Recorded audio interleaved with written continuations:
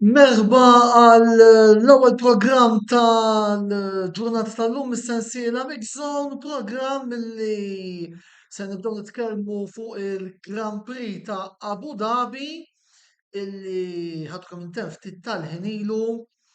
Għas-soltu nibdew billi nagħmlu riżultati u mbagħad nibdew niddiskutu ftit it-tellieqa.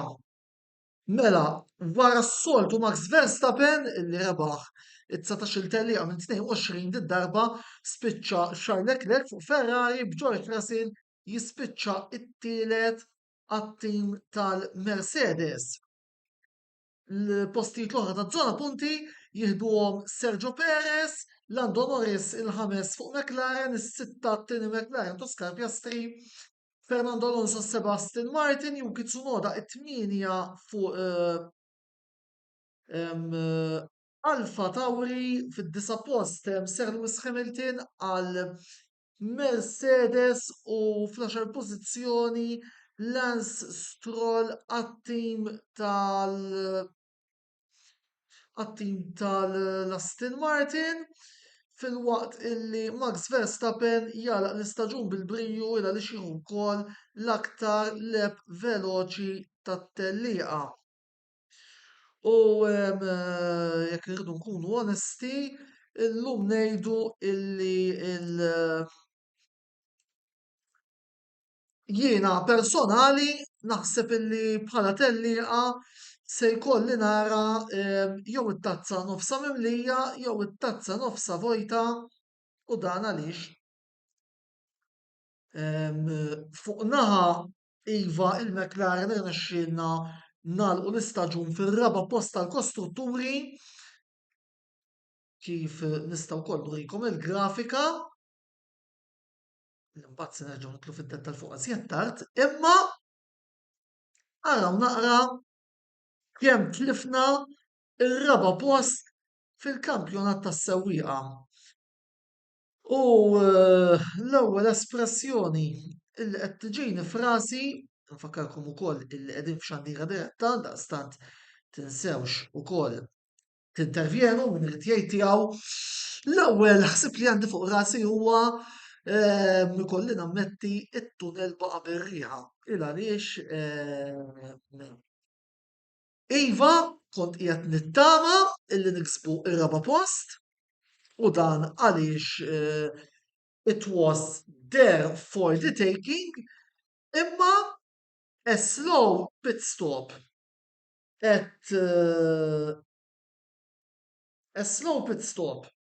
fl-ewwel parti tat-tellieqa tal-Lando wisqet nibża illi swiena xi ħaġa iżjed mill-5 post li kiseb u eventwalment ukoll swiena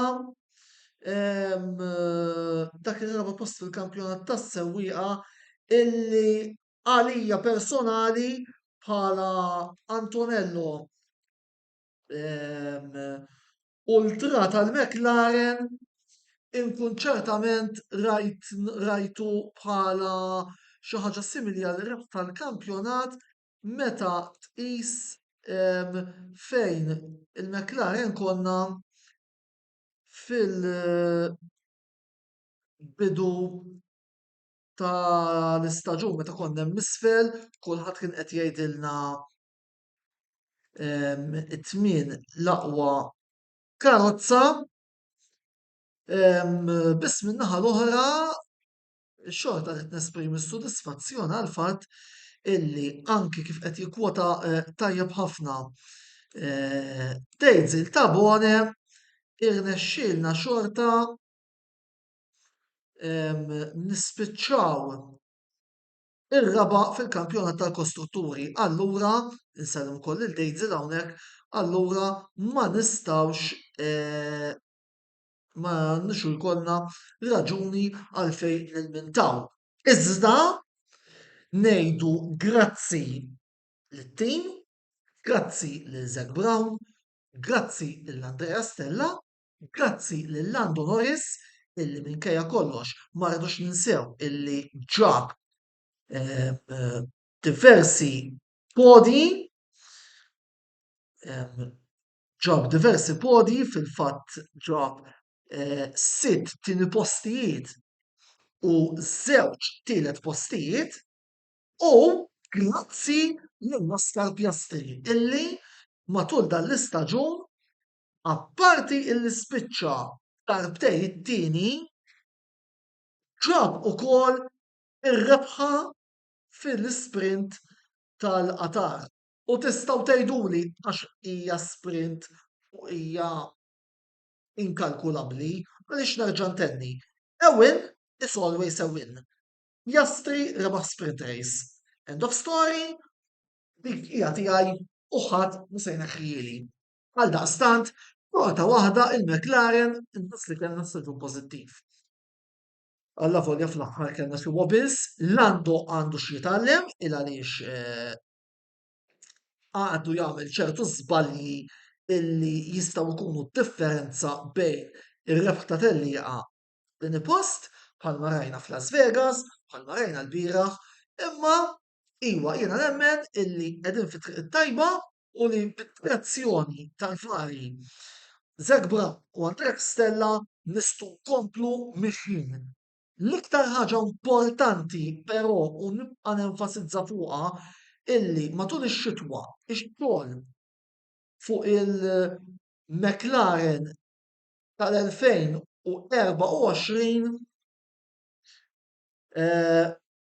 isir sew forsi, u nerġa' ngħid forsi fl-aħħar naraw dik ir-rebħa wara Grand Prix illi l-ewwel wieħed jien tagħtina ċ-ċaqlija u naħseb ħali kull min huwa involut fl-element tal-McLaren sew bħala tim u sew bħala supporters. Għaldaqstant, grazzi lit-tim tal-isforz li għamel. Ta' min ukoll jirrimarka illi fl-2000 nhar il-ġimgħa intlaħaq tejm bejn il-McLaren u l-Mercedes li l-kollaborazzjoni teknika se tibqa' sal-2030 li tibqa' wkoll ħana direzzjoni issa. Ukoll hawnhekk qiegħed naqra ntu minds u ħanajdilkom il għaliex.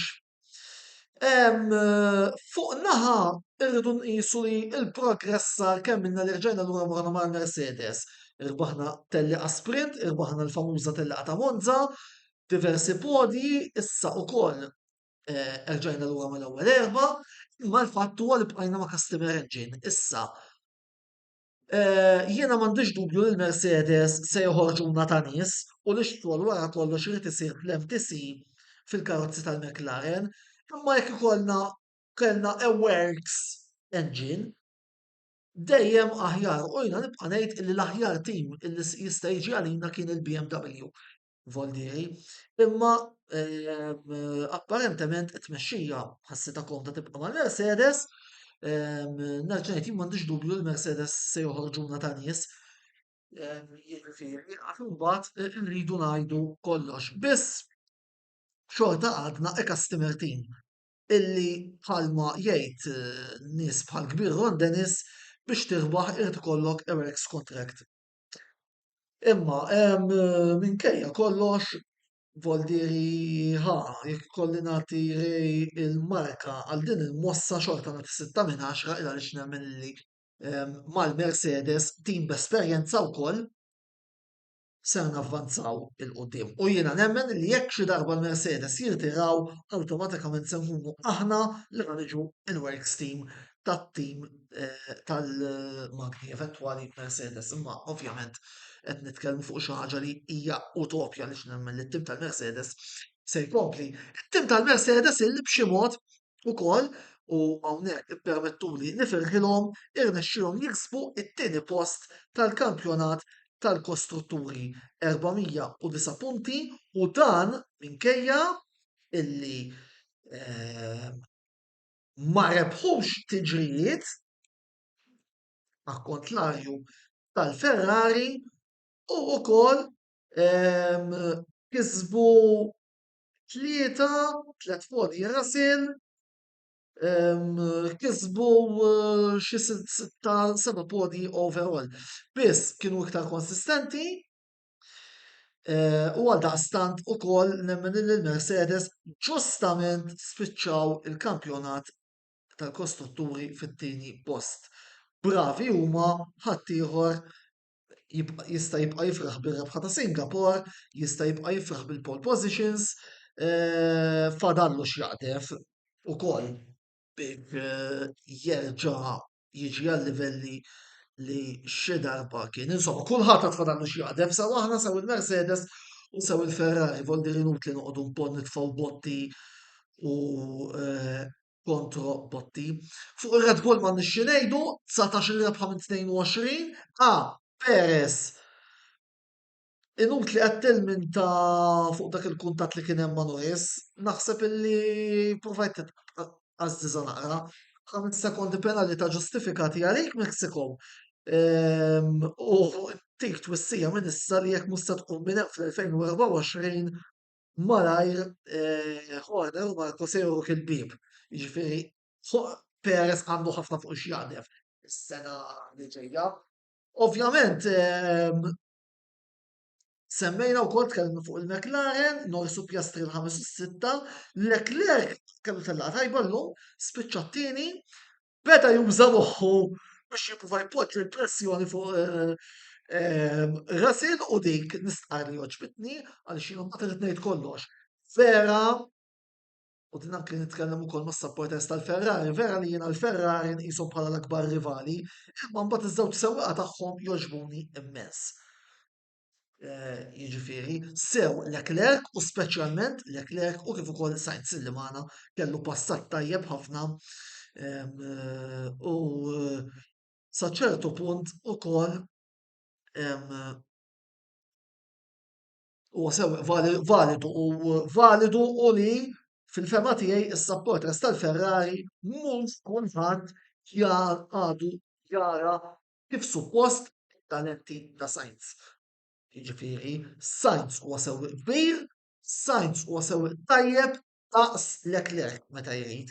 Leclerc ovvjament irid jirranġa l-iżbalji illi jagħmel f'ċertu tiġrijiet, imma llum ogħġobni ħafna kif saq Leclerc. Sewwieq ieħor li nixtieq insemmi llum huwa Yuki Tsunoda li spiċċa tmien kellu tillaqgħa pożittiva l-Ġappuniż u kien naħseb il-mod ideali biex isellem il-prinċipal tiegħu Franz Tost illi irtira mill-kampjonat u irtira mix-xena tal-Formula 1 wara din it-tellieqa. Franz Tost huwa bniedem illi valorizza diversi żgħażagħ uħud minnhom illum stilel fil-grid, Verstappen, Ricciardo, Tsunoda, nistaw nsemmu wkoll li diġà għandek tlieta, Albon erba', Gasly għalfejle, 5 għandek diġà għandek kwart mill-grid. Skur mhux forsi illi li mill-fatt illi it-tim huwa msemmi Racing Bulls issa. Probabbilment lajta qiegħda li ħajkun msemmi Racing Bulls.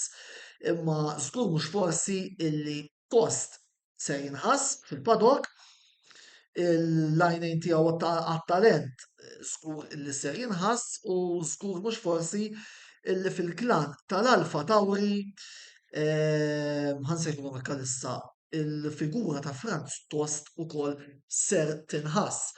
Tajjeb ukoll ngħidilkom li jiena wkoll kelli x-xorti illi niltaqa' ma' Franz Tost lura fl-2017 dan huwa r-ritratt li ħadd miegħu hemmhekk kien f'dik il-famuża safra illi għamilt ġewwa Monte Carlo, waħda mill-ħafna tifkiriet sbieħ li kelli f'dik il-mawra tal-ħolm, ngħidilha jiena,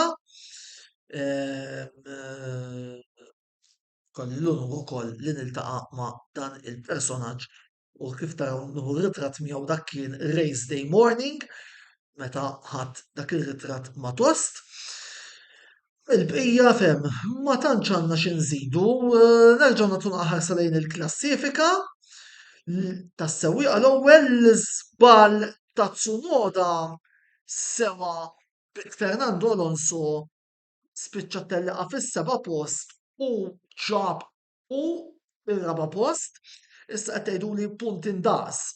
Però Alonso, għalkemm Alonso u Leclerc għandhom punt indaqs, spiċċaw it-tieni eh, Leclerc 4 darbiet u Alonso 3 le, le, le, le, le, le, mela Leclerc spiċċa raba u Alonso l-ħames għaliex Leclerc għandu tieni post iżjed, żball iżjed fil-grafika, issa mbagħad ma fimni issa mbagħad nirranġawh, issa forsi ssib xi lsien ħażin jgħid għamilt apposta.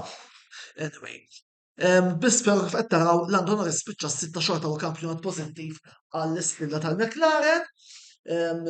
Naraw ukoll il-punti l-oħra, xi ħaġa pożittiva hija illi ta' Nick De Vries is-sewwieqa kollha ħadu punti inkluż Logan Sargent illi għadna ma nafux se jsir minnu is-sena d-dieħla u jien ma neskludix illi jikkonfermawh għalkemm fil-fema tiegħi hemm sewwieqa oħra validi li ħaqhom post fit-tim fil-Formula Wieħed li jinkludu iċ-champion il-ġdid tal-F2 Porsche imma dan qiegħed taħt il-kodba tas-Sauber u anki Frederick Vesti li lum kellu tellaqa tajba fil-Akkademja tal-Mercedes u però issa dik naraw ma' stage li fuqha fil-kampjonat tal-kostrutturi il-McLaren spiċċajna raba, 3 punti jifirdu l-Mercedes minn mal-Ferrari, il-ħass spiċċat l-aħħar u skont aħbarijiet illi ħarġu milux jidher illi il-pressjoni issa qiegħda fuq kollha fuq Gunter Steiner li jaf addirittura jingħatalu ultimatum jew ħattejjeb jew ħattajru lek rasek is-sena d-dieħla. Fuq nota personali wkoll għandu jasalli dal-waqt il-ktib ta' Gunter Steiner, looking forward li naqrah għaliex naħseb hemm ġiex tistejr interessanti wkoll insiru nafu iżjed fuq dan il-personaġġ tal-Formula Wieħed. Mela, jiena fejn li jiena essaġġ li ma tantx għandi xi nżid għalissa. Għajr illi dan mhux se jkun l-aħħar video għal dis-sena fejn tidħol Formula Wieħed. Il-għaliex nhar il-ħamis 7 ta' Diċembru se jkollna programm speċjali ta' botta u risposta fejn fikser niddiskutu l-kampjonat tal-Formula Wieħed, jirritorna magħna Andrew Zarb, nistajdilkom minn issa li ser ikollna magħna fuq il-panel jekk ma jinqala xejn lil Pier Vella, il-bniedem li huwa l-ġurnalista akkreditat mal-FIA, dejjem pjaċir li jkollna lil Pier fostna. Għalissa għadna din naraw ukoll forsi nżidu xi ħaġa oħra mal-panel, nixtieq kieku jkollna supporter ta' Red Bull, imma apparentement il-kuntatti li għamilna mal-grupp ta' Facebook ta' Red Bull jidher li ma wasalna mkien li ħasra għaliex tajjeb li jkun hemm xi ħadd mit-tim champion isemma leħnu ukoll wara staġun dominanti. Grazzi wkoll għal nhar it-tnejn li għadda kellna madwar 500 view għal dak il-programm speċjali li kellna ma' Guido Schittone illi wkoll fuq nota personali kienet xi ħaġa kbira li ġurnalista dik il-karatura jingħaqad magħna. Voldieri, din mhux se tkun l-aħħar darba li se jkollna programmi simili. Serħu raskom għaliex jiena dejjem nara opportunitajiet hemm li nġibu personaġġi bħalma kien Schittone, Bordon fejn jidħol futbol is-sena l-oħra, fuq il-netwerk tagħna, Voldieri Watch the Space, waqfa żgħira ta' riklami, u mbagħad jidħlu il-korrispondenti tal-futbol, Perch Cambria l-Brentford Arsenal, Xandira Rekordjata u Joseph Magri u mbagħad li qiegħed standby ukoll live jitkellem fuq Milan Fiorentina.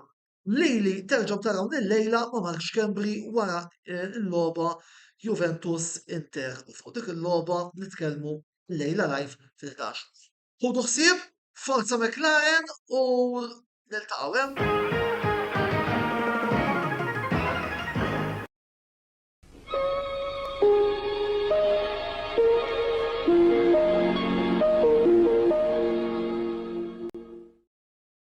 Wasal eluq żmien ommok, missierek, jew xi ħadd minn tal-familja, għandek xi okkażjoni jew xi attività mal-ħbieb u trid issib restorant tajjeb b'ikel ġenwin u prezzijiet qalbut ta' kulħadd?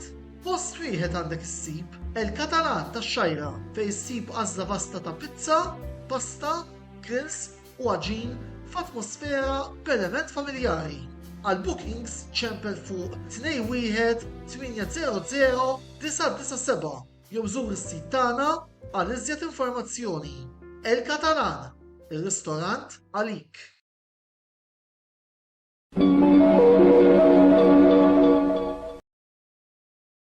Matul ix-xahar ta' Novembru, Gamebreaker se jkun qed joffri diversi skonti għal Black Friday. Żuru l-istabbilimenti tagħna ġewwa Birkirkara jew fuq is-sit gamebreakermalta.com ħalli ssiru tafu iżjed fuq l-offerti vantaġġjużi li Gamebreaker qed joffru għal dan ix-xahar ta' Novembru.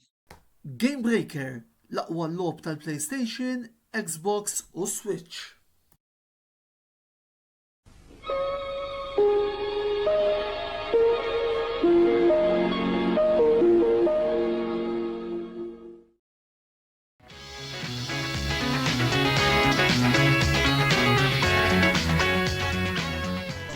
Kert, YouTuber ta' Arsenal, programmi uħar Mixzone. Fejma kont nitkellem dwar l-logħba tal-bieraħ bil-logħba ta' Brentford u Arsenal. Nixtieq ngħid li bieraħ Arteta kellu deċiżjoni x'jagħmel li jerġa' bir-Ramsdale minħabba li raja peress li huwa llum magħna ma jistax jilgħab mat-tim li għadu magħhom. Hemm stqarrija li ħaniffirmawh ukoll għal 27 miljun. Dan jidher biċ-ċar li raja żgur fil-pjanijiet għas-sena d-dieħla u naturalment ukoll ħajkun in-number one tagħna. Niġu għall-logħba tal-bieraħ, il-bieraħ tal-bieraħ kien verament diffiċli ħafna, nagħtu applaws li Brentford għal mod ta' kif kienu ddixxiplinati, ftit konna perikolużi għal verament l-ispazju kollha. Kienet dejjem bit-tidel tkun logħba close. Minn sit goal naturalment kien ħajbqa' bih, jiġifieri setgħu kienu Brentford ukoll li għadu l-vantaġġ. Il-bieraħ Arteta ħareġ b'formazzjoni kemm iktar fuq l-attakk, rajna l-Saka Martin Versus quddiem, Trossard, Odegaard u Rice, Zinchenko, Tomiyasu, Saliba Gabriel u Ramsdale. Fl-Open Day kien ta' players attakkanti, kien hemm dak id-disbilanċ bejn id-difiża u l-attakk ukoll. Naturalment, meta tkun qed tattakka irid ikollok dawk il-backup, dawk holding midfielders ta' backup li iduk dak il-bilanċ bejn l-attakk u d-difiża. Hekk il-bieraħ għamilha perfettament Rice. Rice kien dak il-plejer li bda jagħmel da x-xogħol. Bieraħ fl-ewwel ħaf kien l-ewwel goal ukoll ta' Trossard ġie mħassar, nemmen li kien offside u alla penġaw il-lines għax il-mod ta' kif bdew jarawh ma kienx ċar, però mbagħad x'impenġaw il-lines kien evidenti li kien offside.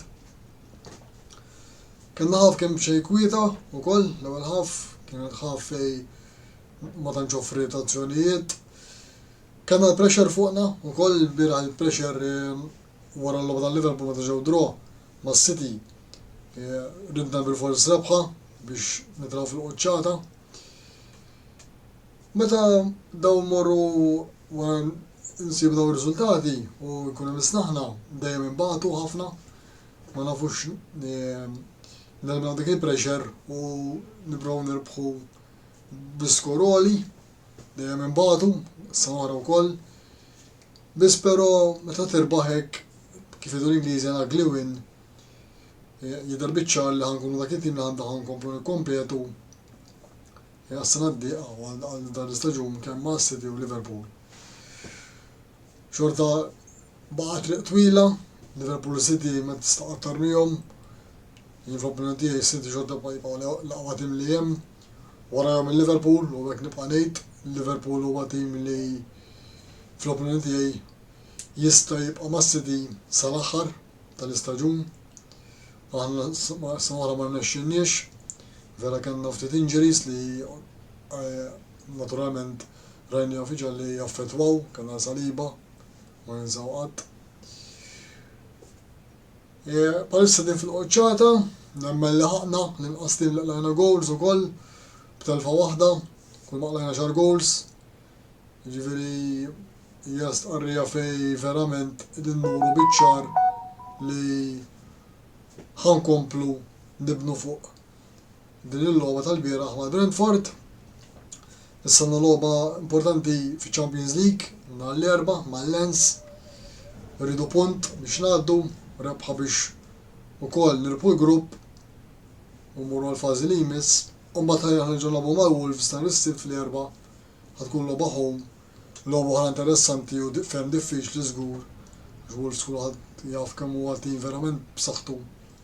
Dis-sena wera wkoll li kapaċi jirbaħ tim il-kbar, rebħu lis-City, rebħu lit-Tottenham, ġifieri ħadkun logħba verament diffiċli. Il-bieraħ rajna players li ġew lura mill-injuries, l-Odegaard ukoll, il-Jesus, Ben White ukoll kien ġew il-dan. Nemmen li kellhom logħba tajba mhux ħanejt perfetta, speċjalment Jesus, ma kienx daqshekk perikoluż, kien ikun ħafna double mark ħin kollu, Pinok u Ajer, malli konna l-ballun nitfgħu long ball fuq Jesus. Mill-ewwel bdew jalquh ma jtux ċans idur, forsi kellu jilgħab lura, qatt ma seta' jmur u joħloq xi ħaġa waħdu. Kif qed Brentford verament kienu dixxiplinati u kieku l-logħba spiċċat draw żgur li ma kienu ħajsirqu xejn. Nixtieq nsemmi punt fuq Ramsdale. Ramsdale bieraħ wara biċċar ukoll li kien taħt pressjoni qawwija. Jien fl-opinjoni tiegħi l-logħba tal-bieraħ l-għajnejn kollha tad-dinja kienu fuqu żgur. Fil-bidu bdew separazzjoni, rajna dak l-iżball, xi prova jibda l-build-up minn wara. Ma rnexxilux, qassam ħażin. U mbagħad ukoll fi minnhom prova jitfa' l-ballun mal-għaj fl-għoli bidejh u sabat il-ballun fl-art li għandna ma ġiex saqajn b'wemo u seta' faċilment fetaħ l-iskola Brentford. It-tieni ħaf offrit kemm xejn jiswa differenti. Naturalment ma konniex xorta daqshekk perikolużi dan nirdu ngħidu għall-mertu kollu għal Brentford. Però mbagħad sostituzzjoni waħda li għamlet id-differenza kien Kai Havertz. Kai Havertz fl-aħħar sab l-ewwel goal minn open play għall-Arsenal biex kien skwira penalti mal-Palace. Però rajna dik id-daqqa ta' ras tajba ħafna li għadda minn bejn Eifleken u sab ix-xibka biex konna fil-vantaġġ u rebbaħ il-logħba wkoll. Bħalma nixtieq ngħid, nixtieq ntik għal sħabi l-sabburista kontrina, l-Infant bħalissa qed fuq il-qoċċata ta' stiġra, ma nafx kemm ħajdum, għandna ma naġlux, trejja twila, nimxu logħba u naraw se joffri dal-istaġun. Grazzi, issa ngħaddu għar-reklami, kif ġornhom ir-reklami ħajdħol Joseph Magri biex jagħti reazzjoni tiegħu għall-logħba tal-Milan u Fiorentina. Grazzi.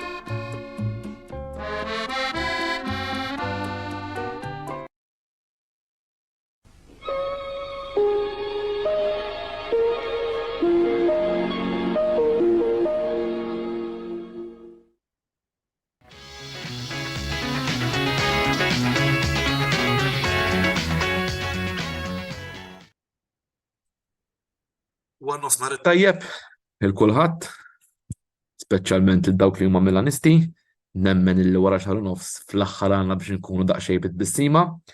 Però qabel nibda nitkellem dwar Milan Juventus, insellem il-Kerċ kemm bil-roba tal-Arsenal u l-editur dwar il-Formula Wieħed l-istaġun li għadu kemm intemm, u qabel nibda nitkellem nixtieq nagħmel punt illi jiena wkoll fan tal-Ferrari u l-editur qal għax aħna b'ta' Singapore ngħidlu aħjar milli tagħmel il-fuq minn 3 snin ma tifraħ bi Grand Prix. U nista' ngħidu li qilna fuq il-McLaren għal dawn l-aħħar 3 snin. Immissa fuq il-Formula Wieħed naraw x'ħajjiġri fl-2024. Il-bieraħ Milan Fiorentina kif qed rebħa 3 punti importanti, però għalkemm ġew 3 punti mhux ħammur lura minn dak li qed tul dal-aħħar xahar fej il-bieraħ vera 3 punti kollox, però l-prestazzjoni ma kienx dik il-prestazzjoni ta' Milan li qegħdin nistennew.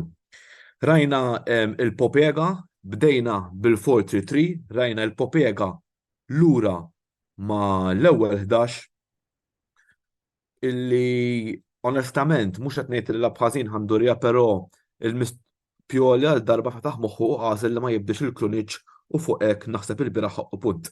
Però il-mistoqsija fuq fom kull Milanisti hija waħda. Għalfejn il-Ladli mhux jitih ċans?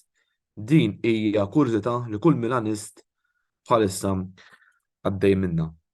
U rajna wkoll l-ritorn tal-Amerikan Christian Pulisic illi l-bieraħ naħseb kien wieħed mill-aqwa players, però apparti li kienet mill-aqwa players kienu wkoll leader tul is-siet ngħid sija li lab għax lab ftit iktar minn 60 minuta. U wkoll ħoloq ħafna chances. Naħseb illi bdejna bidu tajjeb fl-ewwel taqsima, nemmen illi l-unika ċans tal-Fiorentina kien dak ta' Gonzales li xxut jagħmel ġemp, u naħseb li kien żball tat-tifiża li kellu jiġi evitat, però l-grazzja talla ma daħalx, u nemmen li Gonzales jew ma kontrollax tajjeb jew prova jitkessaħ għax seta' faċli qeleb il-Mike Manjan u kien hemm xi ħor fejn sabu l-Mike Manjan attent, speċjalment kien hemm wieħed tar-right wing li ġie mill-ġirja u ħareġ tajjeb Mike Manjan. Onestament ismu bħalissa mhux niftakar, però naħseb fl-ewwel ħaf konna tajjeb, kellna ċans ta' Chukwueze li l-bieraħ rajna jibda għal darb'oħra u naħseb mal-Milan kienet l-aqwa logħba li għamel il-bieraħ, nemmen illi dak Chukwueze illi bil-mod il-mod qed jiġi u ħajurina dak li stennejna minnu kollha kemm aħna din is-sena. Kien ġemlu konċentrat, ikkomunika, ġara rebaħ ħafna blalen u nemmen illi jekk ikompli nagħta dan il-ċans nemmen illi ikoll l-istess bħal sħabu Pulisic u Tijani Rangers illi inaqdu magħna. U tajjeb il-bieraħ illi ngħidu kien il-ġurnata storika għat-tim tal-Milan u anke fis-Serja A Taljana meta għamel id-debut tiegħu Francesco Camarda ta' 15-il sena li s'issa diġà skurja mal-5 gol fil-karriera tal-futbol tiegħu, dan rekord illi ikompli bit-tim tal-Milan wara Paolo Maldini u wara Gigio Donnarumma.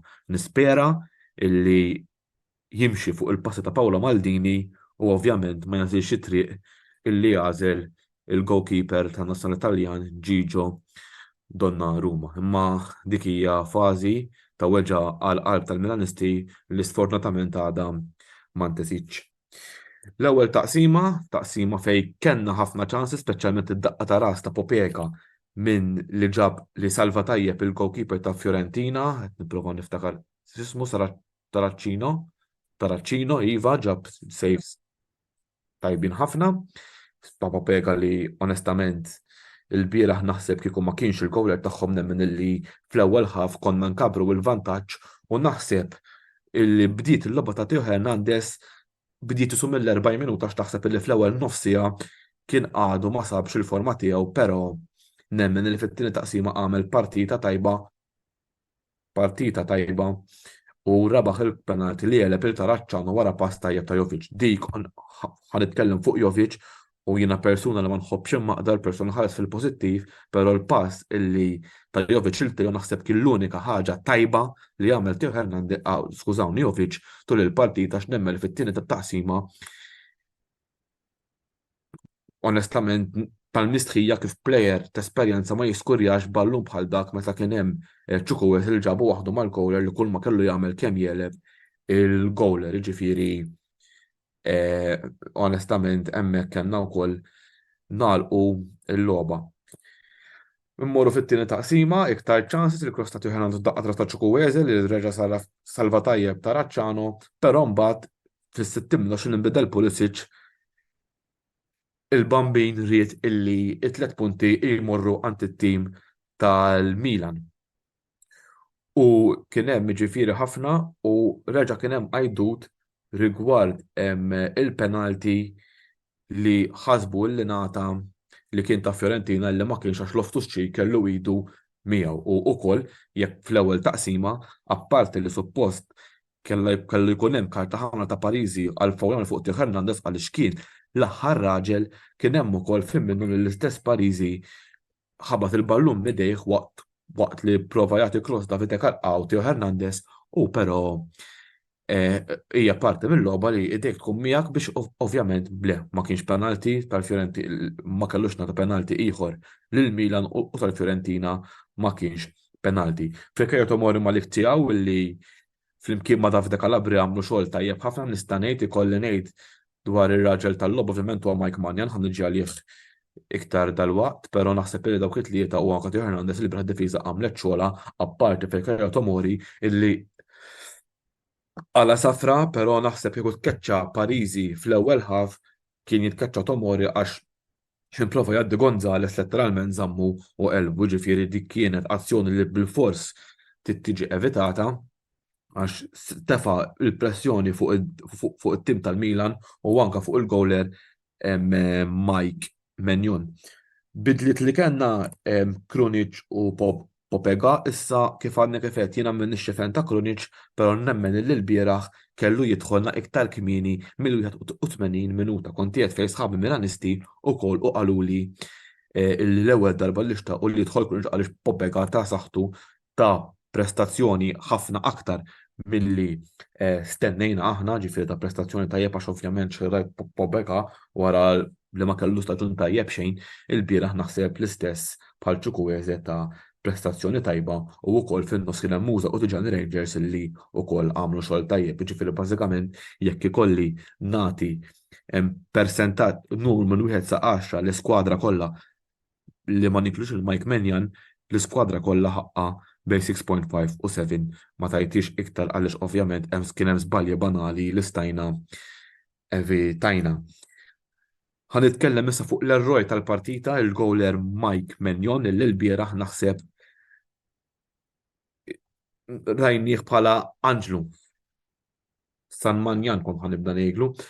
L-ewwel dwar is-sejf li ġab fl-aħħar sekondi tal-partita li talment ħabat rasu u irnexxu ġib is-sejf u sejfs aktar illi ġabu naħseb illi l-bieraħ u flimkien ma' kien il-leader ġol ground illi dderjeġa it-tim kollu. Għalkemm ta' pass ħażin, però sfortunatament huma affarijiet illi jiġu illi inti ma tridx tiġġudika fuq dak biss. Ovvjament wara ġimgħata tmaqdil il-coach Stefano Pioli il-bieraħ naħseb bin-1 sa 10 ħaqqu 6.5 anzi 7 ħabba li ħafna dak li għaddi għall-iskwadra injuries għalkemm l-injuries huwa tor tiegħu li qed tiġġiex ovvjament wara staġuni kollha 25 injury ma tistax tibqa' ma tagħmel xejn, però nemmen li l-bieraħ kien taħt pressjoni u barra minn hekk konna qegħdin nilagħbu kontra avversarju li mhux ħażin, avversarju li qed jiġġieled għal post fl-Ewropa l-Fiorentina u nemmen li ta' kuraġġ it-tim u determinazzjoni biex ġab 3 punti oħra illi tassew huma bżonjużi. Dak kien kollox minn naħa tiegħi dwar il-logħba, però issa tajjeb li nagħtu ħarsa lejn il-klassifika. Żammejna t-tielet post li bħalissa ninsabu 3 punti taħt Juventus 5 punti taħt Inter. Ovvjament issa hemm il-konfront direttu ħafna Milanisti qed jistaqsu x'ma mill-aħjar li nżommu. Jiena ovvjament naħseb l-unika riżultat favur il-Milan huwa dak ta' draw għaliex jekk ovvjament jirbaħ Juventus jew Inter, Juventus jekk jerbħu l-Inter ikabru vantaġġ fuq il-Milan u naħseb jekk minix sejjer żball jekk Juventus jerbħu d-derbi d'Italja tal-lejla nemmen illi jieħdu postom f'ras il-klassifika. Ġifieri naħseb l-aħjar għalina l-logħba tibqa' ta' draw kemm nemmen il-ġixtimietu maddejjin minn fażi tajba ħafna u qed nistennew logħba taħraq u logħba mill-isbaħ. Nittama wkoll li nerġgħu naraw ukoll żgħażagħ bħal Francesco Camarda ta' 15-il sena li jagħmel debut mhux bħal Milan biss, però naraw anka ma' timijiet oħrajn għax wara kollox nerġgħu nagħtu ħajja lill-futbol Taljan illi bil-mod wara li s-sena li għaddiet kellna semifinali bejn it-timijiet ta' Milan, nispera li din is-sena t-timijiet Taljan jerġgħu javvanzaw għal posthom fl-Ewropa. Ovvjament Inter diġà għandhom post mal-aħħar 16, aħna Milan qed nistennew il-logħba ta' nhar it-tlieta illi nittama li jekk nerbħuha kważi kważi nkunu morna għal mal-aħħar 16 b'ċans ukoll li nerbħu il-grupp. Jiena dak kien kollox minn naħa tiegħi, però nistedinkom għalkemm spiċċajt jiena l-Kamra Sportiva il-programm ta' Migzon ma jispiċċaxaw l-ewwel grazzi l-sponsors El-Catalan, Game Breaker, Spaces u The Barber Room. Segwu wkoll il-YouTube channel tagħna u mbagħad il-lejla naħseb ħaġa li qegħdin nistennew kollha kemm aħna tal-Kamra Sportiva id-diskussjoni bejn Antonella Qabela u Marx Kembri illi naħseb ħadu l-kummenti tagħhom dwar il-logħba li kulħadd qed jistenna il-logħba illi anka minn mhux fan tal-futbol Taljan minn żomma xi timijiet barrani qegħdin jistennew b'ħerqa kbira dik tad-derbi d'Italja bejn Juventus u Inter. Jiena dak kien kollox man-naħa tiegħi niltaqgħu nhar l-erbgħa għal programm Milan kontra Borussia Dortmund u mbagħad il-weekend li ġej Milan kontra Frosinone. Grazzi l min segwina il-lejl it-tajjeb.